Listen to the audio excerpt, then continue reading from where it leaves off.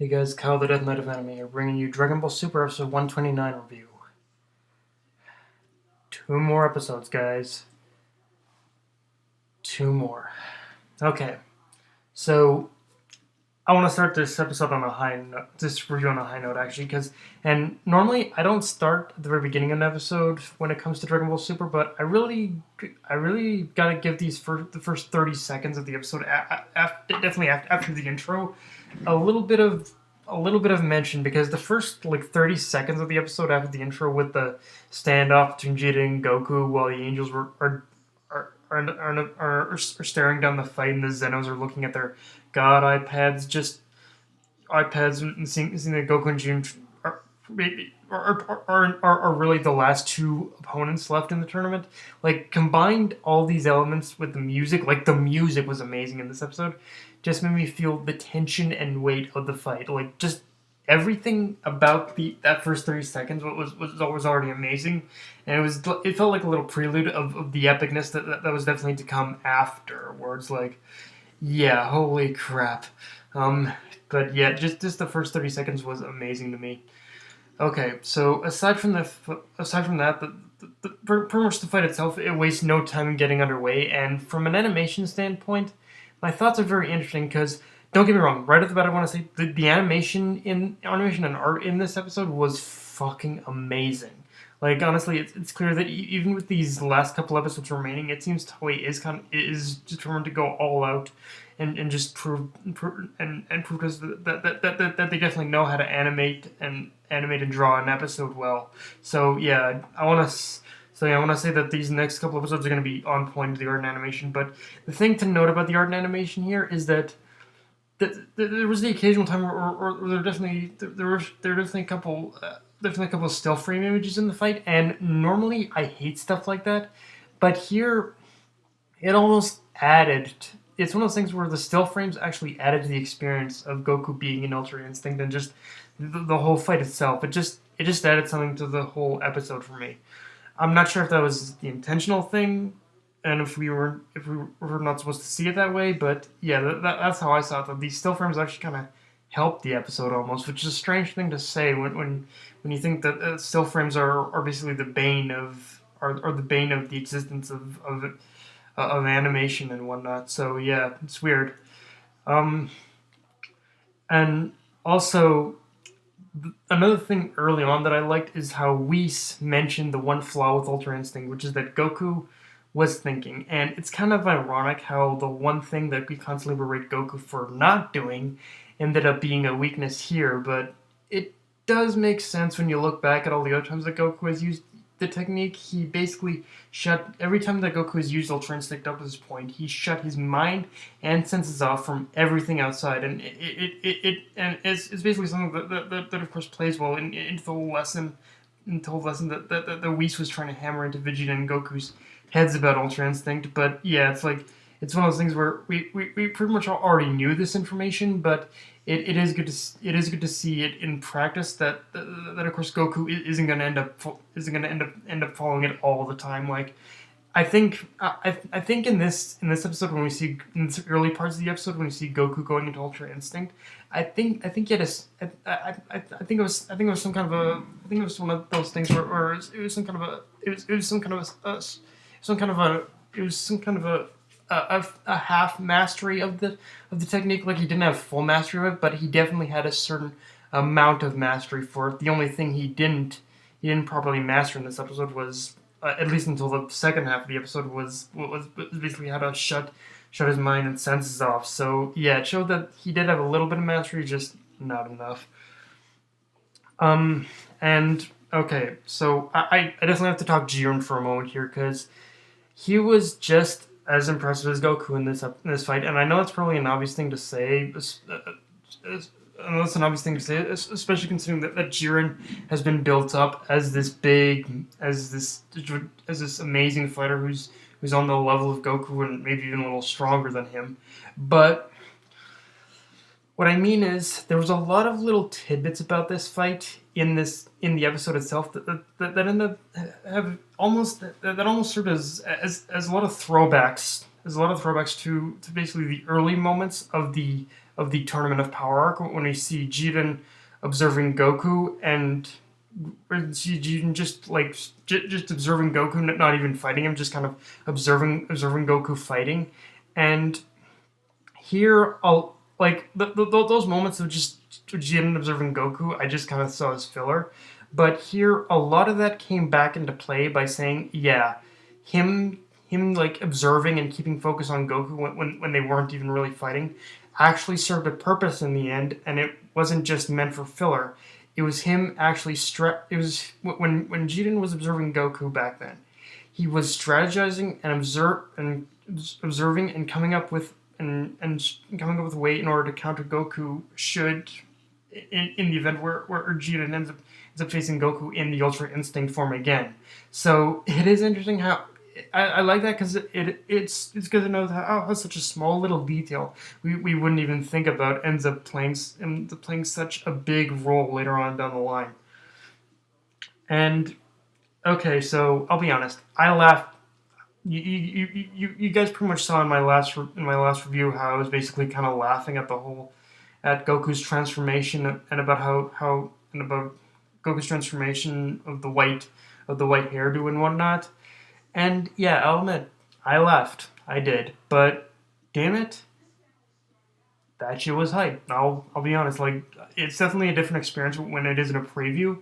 But yeah, damn it, Goku's transformation, all that shit, it was hype in the way they handled the process.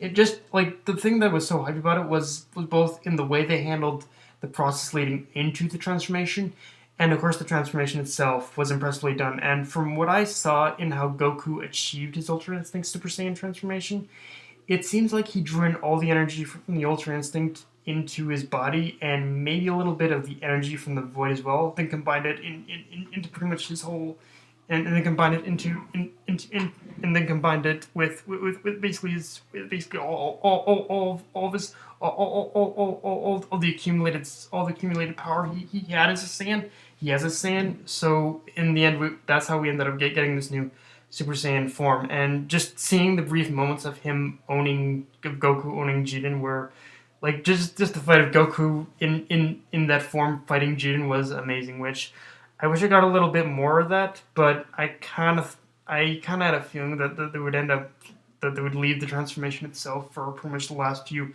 minutes. But the next episode, just based on the preview, is going to be full on slugfest. So we are definitely, next episode is going to be a full on, no holds barred Goku versus Jiren going in, fighting left and right, and I love it. I cannot wait to see that fight.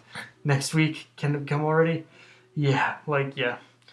Also, can we just give a round of applause for Vegeta for basically shutting Belmont up by calling him, by basically calling him out and telling him to stop underestimating Saiyans. I mean, honestly, I was wondering how much longer Belmont was going to keep up with that whole arrogance of his before someone said something to make him sweat, and Vegeta just he just did just that. Like Vegeta ended up putting Belmont and Universe 11 in their place, and it's like, yeah, Belmont, to a certain degree, I understand why you as the god of Universe 11 can end up being so cocky. Jiren is of course a badass. I get that, but you just kept underestimating Saiyans at every single point, and it's like, dude, that is that is on some Frieza shit. You cannot underestimate Saiyans at all. They will, and that will be your downfall if you ever do that, dude. And lo and behold, it kind of serving is his downfall now. Like, I never ended up getting like Belmont's whole mentality of it. Like, I understand that the Pride Troopers are strong, but it's like, bro, like, learn to have a little bit of an open mind about this shit, okay? Like, yeah, seriously. Otherwise, you might just be a little let down, and yeah. And just, of course, seeing, and the build up to Goku's transformation again, like I said, to Goku actually transforming was the icing on the cake, and I'm sure, and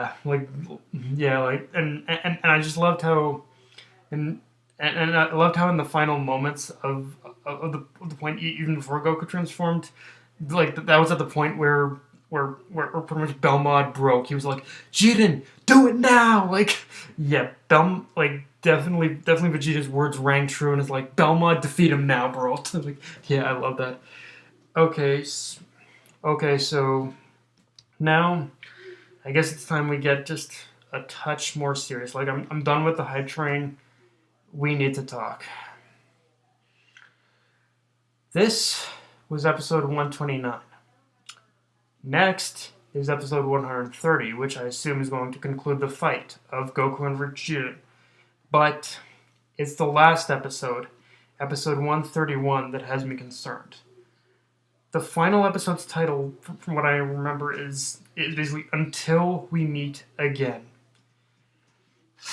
And truth be told, that episode scares me the most of all, because look, there's a possibility that, look, guys, I'm realistically speaking, we might have to prepare for the fact that this might really end up being the end of Super. And I'm not just saying like Super the show or anything.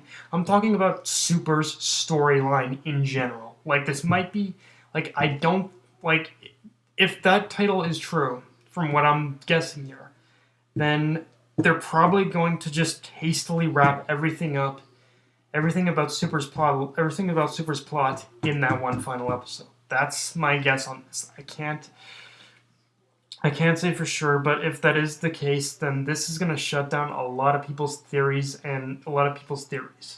Like, it's like I know we're still going to have that movie.